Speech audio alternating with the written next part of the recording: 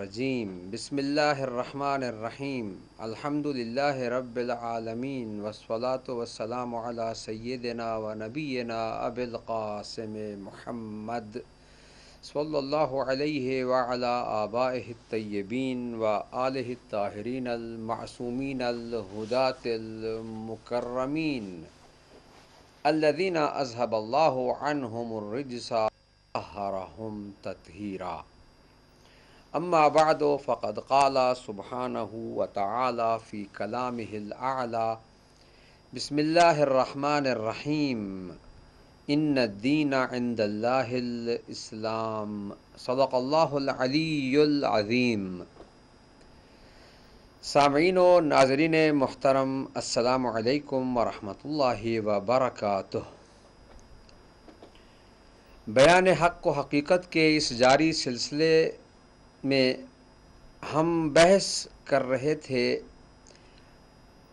آیہ اطاعت کے حوالہ سے، کہ جس میں خداوند عالم نے مومنین کو حکم دیا بسم اللہ الرحمن الرحیم یا ایھا الذین آمنوا اطیعوا اللہ و اطیعوا الرسول و اولی الامر منکم. اے ایمان والو، تم اطاعت کرو اللہ کی اور اطاعت کرو رسول و اولی الامر کی جو تم میں سے ہیں. یہاں پر ہم نے گزشتہ بیانات میں یہ ثابت کیا کہ یہاں پر اطاعت رسول اور اولی الامر ایک ہی اطاعت ہے، اور وہ معیار انتخاب بھی ایک ہی ہونا چاہیے. عقل یہ کہتی ہے، اور ویسے بھی اطلاق و عموم آیت سے یہی مستفاد ہے. اس کے بعد ہم نے یہ بات بھی ثابت کی کہ اس کا اختیار لوگوں کو نہیں ہے، اللہ کو ہے. جس طرح سے اللہ نے رسول کو بھیجا، اسی طرح سے اللہ اولی الامر کے انتخاب کا بھی فیصلہ خدا ہی نے کرنا ہے. اب یہاں پر میں آج ان آیات مبارکہ سے استدلال بھی کروں گا، کہ بعض ان آیات سے کہ جن میں اسی قسم کے مشابہ الفاظ پائے جاتے ہیں، اور جو کہ واضح طور پر اس بات کا ثبوت ہے کہ لفظ منکم کو جس طرح سے غلط معنی میں لیا جا رہا ہے ویسی بات نہیں ہے. اور صرف یہ کہہ دینا کہ چونکہ ہم میں سے ہے اولی الامر، ہم میں سے ہوگا لہٰذا اس کا انتخاب بھی ہم کریں گے، یہ صریح قرآن کے خلاف اور مبنی بر جہالت ہے. چنانچہ ہمارا جیسے عقیدہ بھی ہے، اور صحیح عقیدہ بھی یہی ہے کہ القرآن یفسر بعضہ بعضا، قرآن کا ایک حصہ دوسرے حصے کی تفسیر کرتا ہے. یعنی ایک آیت کی تفسیر کے لیے دوسری آیت سے مدد لی جا سکتی ہے.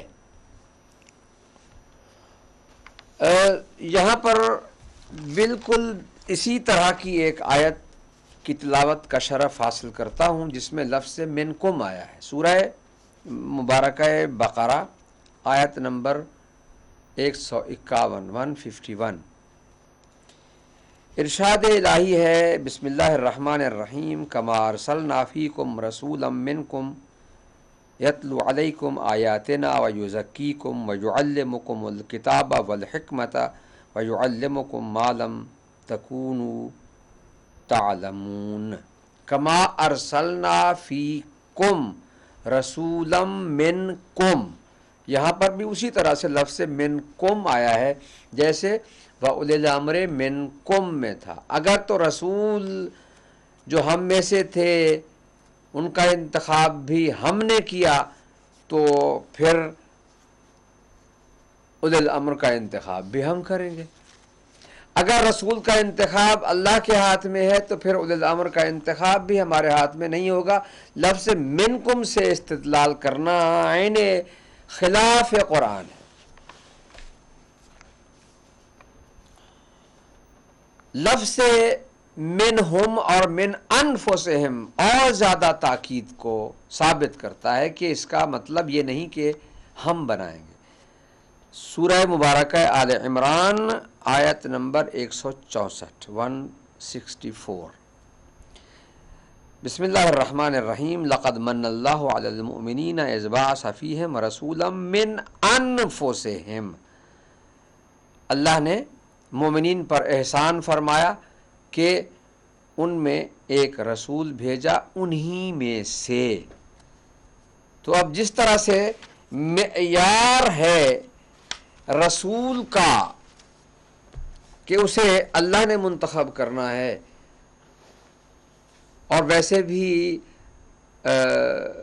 سب اہل اسلام اس بات سے آگاہ ہیں کہ حضور نے جب اپنی بعثت نبوت اور رسالت کا اعلان فرمایا تھا تو اس وقت کتنے لوگ تھے کہ جو یہ کہتے کہ ہم نے چنا ہے۔